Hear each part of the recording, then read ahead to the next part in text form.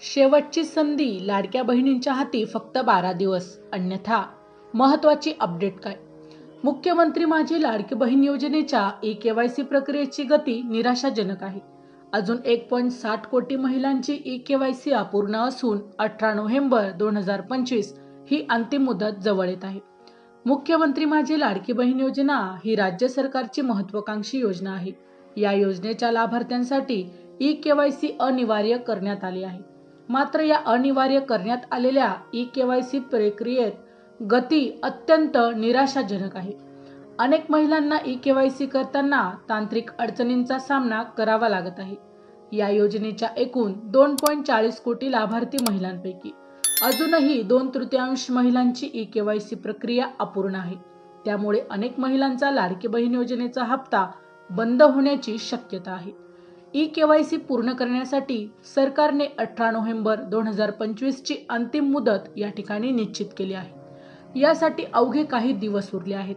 सध्या केवळ 80 लाख महिलांची ई-केवायसी प्रक्रिया पूर्ण झाली आहे. उर्वरित सुमारे 1,60,00,000 महिलांना वेळेत ई-केवायसी पूर्ण करावी लागणार आहे. अन्यथा हप्ता बंद होण्याची शक्यता आहे. ई-केवायसीच्या या गतीमागे अनेक तांत्रिक आणि प्रशासकीय अडचणी आहेत. यामध्ये सर्वात मोठी समस्या विधवा आणि घटस्फोटित स्त्रियांच्या केवायसी मध्ये येत आहे.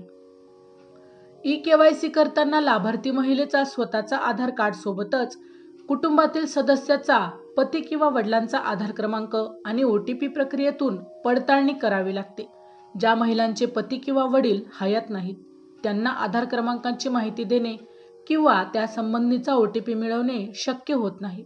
यामुळे या महिलांची ई-केवायसी प्रक्रिया पूर्ण होऊ शकत नाही. आदिती तटकरे काय म्हणाल्या? लाडकी बहीण योजनेत पारदर्शकता आणण्यासाठी ई-केवायसी गरजेची आहे. मात्र तांत्रिक अडचणींमुळे अनेक गरजू महिलांना लाभ मिळण्यापासून वंचित राहू शकतात, असं बोललं जात आहे.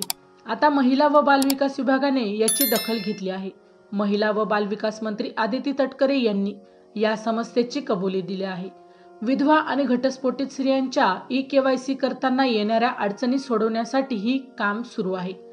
त्यांच्या अडचणी लक्षात घेऊन तांत्रिक प्रणालीत सुधारणा करण्याचे आणि पर्यायी मार्ग उपलब्ध करून देण्याचे प्रयत्न देखील या ठिकाणी सुरू आहेत, अशी माहिती आदिती तटकरे यांनी दिली.